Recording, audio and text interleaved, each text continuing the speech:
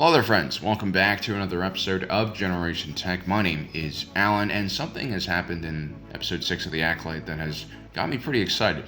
Minor spoiler alert. Our channel really enjoys talking about the various political systems in the Star Wars galaxy, with a specific focus on the importance of checks and balances. And now, finally, someone dares challenge the Jedi, and no, it's not the Sith, but a political actor within the Republic Senate. You know, the Jedi Order's relationship with the Republic is quite unique. There's really no analog for it in our own world. Comment section goes wild with examples.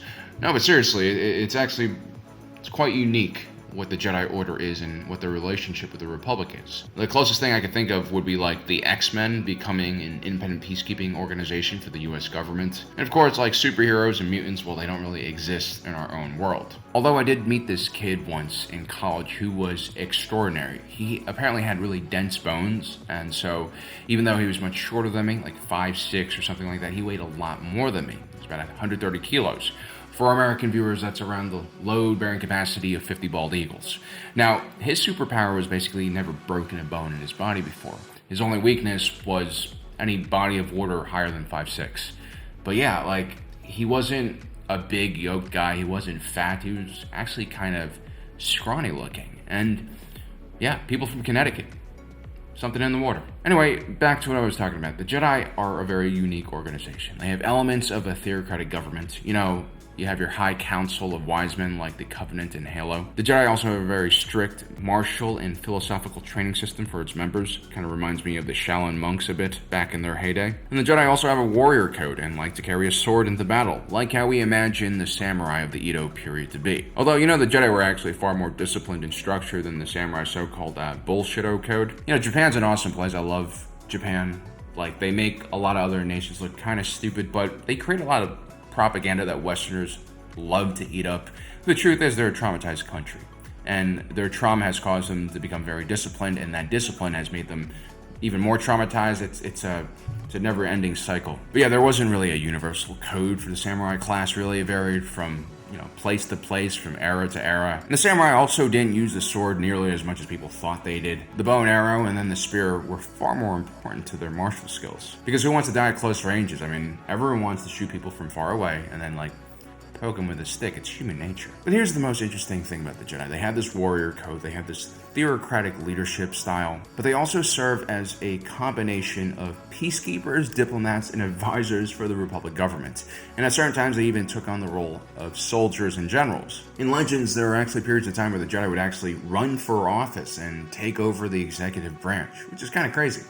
Now, you might be asking, what exactly is the Jedi's relationship with the Republic? Like, there must be some kind of written law or structure, right? Well, they kind of have what I like to call a special relationship that falls outside of the normal realms of checks and balances that govern the Republic. Throughout Republic history, like most representative democracies, you have individual branches of government that kind of balance each other out. In the Galactic Republic's case, for most of history, you have a very weak executive, the Chancellor. They're the ones who facilitate the political discussions and passing of legislation in the second branch of the government, the Galactic Senate. The Galactic Senate is made up of representatives from individual worlds, entire sectors, and later on when things got kind of messed up, even corporate interests. Then you had the Judicial Department. They handled law and order, and the highest courts in the judicial system could also interpret the Constitution. The Jedi, on the other hand, lies outside of this well-balanced system, and the Republic more or less placed their faith blindly in the Jedi, and in return, the Jedi sort of pledged their allegiance to the Galactic Senate and upholding democracy. You know, handshake agreements are great amongst friends. Dylan! You son of a bitch! But a handshake agreement between a order of super powerful warrior monks in the central government that allows them basically access to unlimited resources and allows them to run around the galaxy like they're space cops, well, you know. Of course, that's a fugazi, alright? That's a fugazi. The Jedi were actually a self-governing institution, and its leaders were not publicly appointed or assigned by the Senate. Instead, the Jedi High Council selected who they allowed into the club. The average Jedi weren't even allowed a vote. The Jedi believed in democracy, but just for everyone else. not for themselves. To make matters worse, when the Jedi committed a great crime, like when Ahsoka Tano was framed for the Jedi Temple bombing, the Republic technically couldn't even prosecute her because the Jedi were protected from Republic law and could police their own members. But instead of having like a tribunal like the military does with lawyers and judges, they just basically put Ahsoka on a tiny platform, got the high ground on her, probably Kenobi's idea, and just looked down on her and judged her without any evidence presented, without any cross-examination or witness testimony. They were just like, nope, you did it, and now we're going to kick you out of the Order. So in the last year of the Clone Wars, Chancellor Palpatine does something interesting. He takes one of his allies, a Jedi Knight, and he appoints him into the High Council, the ruling body of the Jedi Order. Here's what happens. Allow this appointment lightly. The Council does not. Disturbing is this move by Chancellor Palpatine. Now, clearly, Palpatine is ill-intentioned. He wants to murder everyone in this room, but he is smart to try and challenge the Jedi in this way. Despite the Republic having no control over the Jedi were still kind of stuck in a tricky position, right? There's tons of taxpayer money flowing into the Jedi Order's operation. The Jedi received land grants for their temples all across the galaxy from both the federal government and the local government. It's also hinted that the Jedi Order's day-to-day operations were funded somewhat by donations from the government. The Jedi were also clearly utilizing Republic ships and personnel for their own missions, and they were also technically conscripted in the Republic military, right? By sending Anakin to the Jedi Order like this, Palpatine creates a very tricky situation for the Jedi. If the Jedi do not accept his appointment, well, Palpatine could just reach out to his allies in the media or in the Senate, and they could complain about the Jedi's actions here, because, again, taxpayer money was funding the Jedi operations. Why shouldn't the people's elected chancellor be denied the ability to appoint someone he trusts to watch over this organization? The Jedi weren't stupid, of course. They understood this dynamic, and this is why they accepted Anakin begrudgingly, and then give him the title of Master. You see, all throughout the Clone Wars, the Jedi's reputation was declining. And that's because war is dirty. The Jedi initially were completely unprepared for the conflict and made several large mistakes, costing the Republic many lives and resources and territory. There's news of Jedi going mad and falling to the dark side. And soon, there were people who saw the Jedi as warmongers. Their role as generals and commanders in the Clone Army meant that anti-war activists saw them as pro-war and a part of the problem. The former Jedi and terrorist Barriss Offee made this exact point at her trial. Because I have come to realize what many people in the Republic have come to realize, that the Jedi are the ones responsible for this war.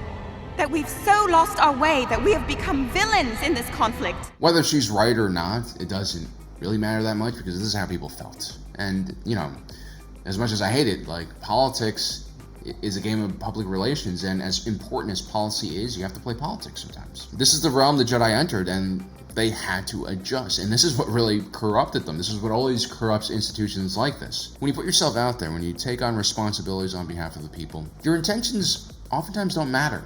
Even your actions don't matter at times, because you will always have enemies that will try to twist and turn things against you. And that happened to the Jedi all the time. You see, the pursuit of power, the pursuit of destroying their enemies, is not always a good thing. This is something a lot of world leaders get wrong. A lot of, dictators, authoritarian types, autocrats. A lot of these individuals believe that grabbing total control of your nation, eliminating any opposition, free press is a great thing to do. But it's actually the dumbest thing you could do. Instead of getting more power, what you're really doing is you're taking on more responsibility and more liabilities. Because when you're the sole individual responsible for so many things, when things go wrong, as they generally do when you only have one person in charge, you will get blamed for everything. No matter how powerful you are, no matter how total your control is, whether you're Chancellor Palpatine or you're Kim Jong-un, you're always going to be beholden to the will of the people in some way. Palpatine understood this about the Jedi, and this move to appoint Anakin Skywalker to the Council on his behalf was designed to irritate the Jedi and, catch them off balance. The greatest mistake that the Jedi made was to be arrogant enough to accept the Republic's blind faith in them, to think that their leadership could not be corrupted, that they actually believed that somehow they were enlightened beings because the Republic oohed and awed at their impressive force abilities. At one point, the Jedi actually believed themselves to be the gods that the Republic saw them as. And during the High Republic, they kind of reached the height of their hubris. Well, at least certain individuals did. And Palpatine and the rule of two Sith, they simply turned what the Jedi saw as a strength into a great weakness. When they saw the Jedi's dominance and role in the galaxy as guardians of the peace, they simply just disturbed the peace. The Jedi would stretch themselves thin, trying to put out all the fires expertly crafted on opposite ends of the galaxy by the Sith's many agents and proxies. Because the Jedi had decided to take the role of peacekeeper, they were basically taking jobs away from the federal peacekeeping forces, the judicial department. And over the centuries, the Republic grew dependent on the Jedi. They put their faith and their belief in this organization. And like any muscle, if you don't use it, well, the judicial department became very weak. And so when the Jedi really needed their help, because they relied so much on the Jedi's strength, the judicial department was incompetent. By 132 BBY, we find out that one senator named Rancourt proposes an external review of the Jedi Order's actions. Senator Rancourt continues to gain support. My colleagues in the expansion region will vote in favor of an external review of the Order. You know, this guy, his name is Senator Chewant. He's clearly a pro-Jedi senator. He's a representative from Abenido, a planet in the colonies region of space, which actually is a misleading name because even by the High Republic era, this region of space had been colonized for quite some time, and many of the worlds in this region were placed on major trade routes and greatly benefited from galactic commerce. These were rich worlds who generally followed the lead of the core worlds, who held all of the political strength in the galaxy, and therefore they supported the Jedi.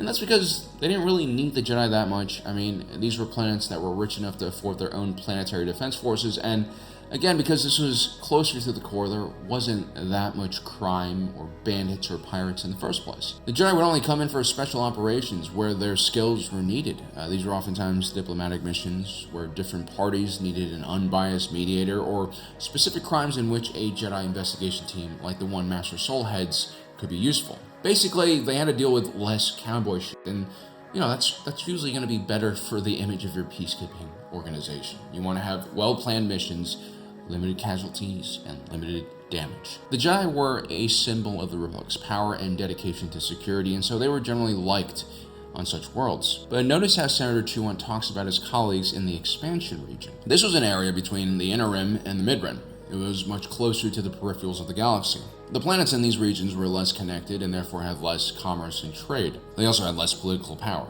As such, local networks of security forces were usually inadequate to completely keep these regions safe. There's also usually a lot of political unrest in these areas, rebellions. This created a dynamic in which worlds on the peripherals felt like they were being neglected by the core regions, which held most of the economic and political power in the galaxy, and the Jedi were more likely to be seen as lapdogs of the federal government. Now, during certain periods of time, Jedi peacekeeping operations in the region were generally seen in a positive light. The Starlight Beacon, when it was actually functional, represented a real investment in the Outer Rim. And this was a huge deal. This was actually a pretty good idea when Chancellor Lena So created this program. I mean, when Count Dooku, a well-known Jedi and statesman, made his Raxus address, he simply had to talk about the forgotten people of the Outer Rim to win their everlasting love and loyalty. You know, such was the neglect that the peripherals experienced. They basically would latch on to anyone who cared about them, because no one talked about them. But then the Starlight Beacon would be destroyed. There was a massacre called the Valo atrocity committed by the Nile. Very quickly, you started hearing voices in parts of the galaxy like the expansion region blaming the Jedi for these disasters. And so it's not hard for individuals like Senator Rancourt to find voices that support an audit of the Jedi Order by a third-party organization. Now, here's the thing. If I was the leader of the Jedi Order, I would totally welcome this kind of audit. I think it would actually be really good for the organization. I mean, Senator Chewant here, who's clearly pro-Jedi, thinks it's no big deal as well. Rancourt has never been a friend of the Jedi, but I worry his fears convinced so many. A review should not be cause for alarm. The Jedi are always transparent with the Senate. This is a case of an ambitious senator grasping for power. Of course, Vanessa Rose sees this as a personal agenda against the Jedi. This woman is 116 years old, and at the age of 16, she personally witnessed many of the aforementioned tragedies that we talked about that were carried out by the Nile. She also saw the gradual loss of support that the Jedi experienced from the Senate, from the public. She's also trying to actively cover what started out as a lone murder of a Jedi Master by an unknown assassin that has quickly spiraled out of control and turned into a mass casualty event. And now our boy Yord, well, he'll never do that Tynan slam poetry he wanted to do at the annual Jedi Talent Show.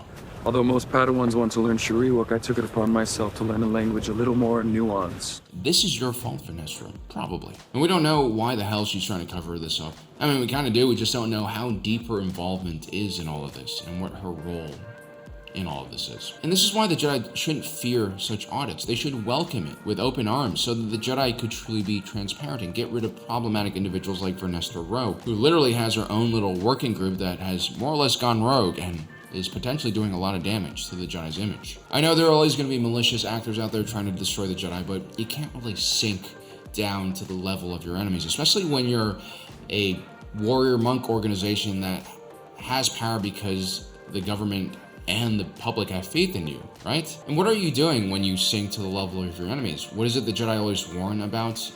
How fear leads to anger and anger leads to hate. The Jedi need to be above politics. Ideally, they need to be completely separated from politics. I've always said this organization should just exile themselves to a hard-to-access area of the galaxy, surrounded by gravitational anomalies, preferably. A place like Tython. Because when you have a world of just Force users, suddenly their Force powers don't mean anything. It kind of balances out. Everyone becomes normal. You can't have any abuse of power by one individual because he can, change people's minds with the Force. But I would settle for an independent third-party organization to audit the Jedi.